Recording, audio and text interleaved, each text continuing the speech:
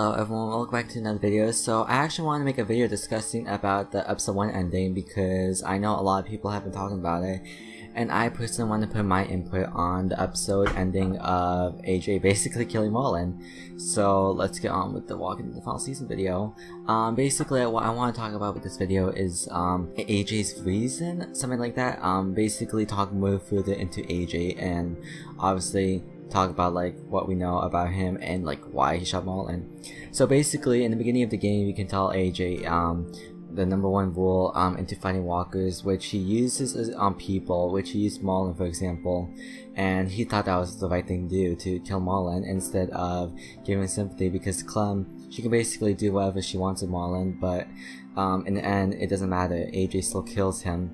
But you can see that Clem had sympathy towards Marlon because she wasn't just gonna kill like the school members like right away, because let me explain to you further of Marlon's thought. Okay, basically what Marlon did was wrong, don't get me wrong, but he mainly did it to protect all of his friends, especially Lewis by the way it looks, because Lewis and Marlon have been best friends since they were little, and they were originally going to give up Clementine and AJ to the Raiders, and we really don't know much about the Raiders. We know that they were Abel, and Abel, we had some trouble with him depending on if you pushed him out of the window, which I think he's still alive either way, or you were actually kind enough to give him food, but we don't know if that's gonna mean something later. So at the moment he's like a potential dead character, but by the way it looks, I think he's still alive because apparently you can hear gunshots whenever you push him out the window, which I never noticed, but that's what people have been saying, so there could be a chance that he could be still alive, so that's what I'm thinking of. So what I want to talk about with the Abel scene was that if you didn't shoot Abel, if you just basically said that, oh, here, this food, AJ can actually comment on your action, talking about that it felt wrong that you didn't shoot him, meaning that AJ wants to feel powerful. Now obviously I've been wanting to know this, but he's obviously like Cova's child. He's got Cova's blood of evilness. I don't think he's like the potential actual father. I think Alvin is his actual father, but at the moment he looks like he has Cova's blood, which Kova was a really evil person in season 2. He never really cared about people. He cared about community, but he would have basically punished anyone who was in the way. So that's why I want to say that it seems like this is what AJ's doing. Whoever's in Clementine's way, AJ just wants to protect Clementine and basically show that they're powerful and that they're stronger together. Because at the moment, walkers don't seem to be an issue. Obviously there's walkers issue, but still, AJ seems to be taking care of the walkers for now. Like, he knows about walkers and that's good. The issue is that AJ never lived a normal society, because in like the dining table, like you can see AJ like in the boarding school, you can see AJ couldn't interact well with the kids and he bit one of them because he didn't trust them.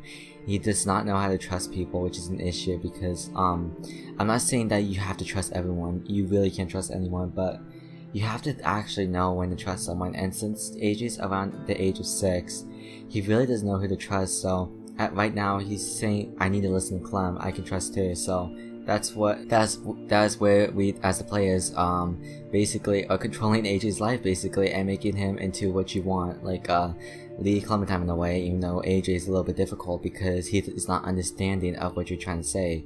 So if you say I didn't hesitate, he's gonna like say that to you obviously, and then that'll like have an effect, which already did, which even though it didn't matter, but still it was like a prop, like a kind of like a tutorial in a way to show you that choices will actually matter. So that's what I want to talk about. But yeah, AJ never lived in normal society like Clem did, because Clem, she obviously knew when to trust people and like what was right and wrong, and even in the zombie apocalypse it was still really hard for her because she was still learning from Lee, and then as time she got older she finally understood. And AJ, he never really interacted with kids that much his age. There was Kenny and Jane, but I don't think he really remembers them, considering the fact that he doesn't remember his true parents since they both died basically when he was around the age of birth. And that's really sad because AJ doesn't see Clem as a mom by the way it looks. AJ sees more Clem as a friend, kind of like leading Clementine in a way. So AJ shooting Marlon, that's what I want to talk about. Marlon, obviously he did what was wrong, but AJ thought that he protected the whole group from what I'm guessing, and that he thought it was simply okay to shoot Marlon, because shooting Marlon, he would just get that the result is that he's dead and everyone will be happy, but that's not the case in this situation. Marlon, everyone's shocked, and even Clementine shocked, and that's where the episode leaves off. It's kind of awful because I know Lewis was Marlon's best friend, and that's gonna cause issues with Lewis and AJ, which is gonna be really heartbroken, but that's something that's gonna be an issue. And the whole boarding school in general, they're just gonna be like looking at us and thinking, are we really safe? And obviously there isn't someone to take care of the leadership of Marlon, so I'm guessing that's when Clementine's gonna reach her leadership. But the issue is they can't just suddenly choose Clementine. Like, why would they suddenly choose Clementine just because Marlon died? Like, I know Clementine got the food for the group, so maybe they simply just trust Clementine but not AJ, in a matter of fact. So Clementine will have to watch AJ all times. And what I'm wondering about these choices is that I wonder, like, what is AJ gonna do next? Like, is he gonna kill someone else? Is he gonna kill Violet? I really doubt that. What I'm guessing is that it's gonna be us again, the player. We're gonna be really talking to AJ, and we could pretty much have a choice if we should be angry or try to make him understand. So basically, I think being angry would like lead him to like saying you need to know when it's right and wrong, and then showing sympathy towards AJ. He'll still probably don't understand that he doesn't know what he did wrong, but I don't know, the whole thing is just a whole shit show. Like, I really don't think Marlon deserved to die. I was just fine kicking him out of like the boarding school in general, and I'm not gonna lie, him killing Bodhi was just wrong, and it was on accident. But he was gonna kill Clementine, but Clementine had it all under control, and just by the way it looks like this is gonna cause more issues in the future episodes. That's what I'm guessing. So yeah, that's basically kind of like my Marlon / AJ discussion.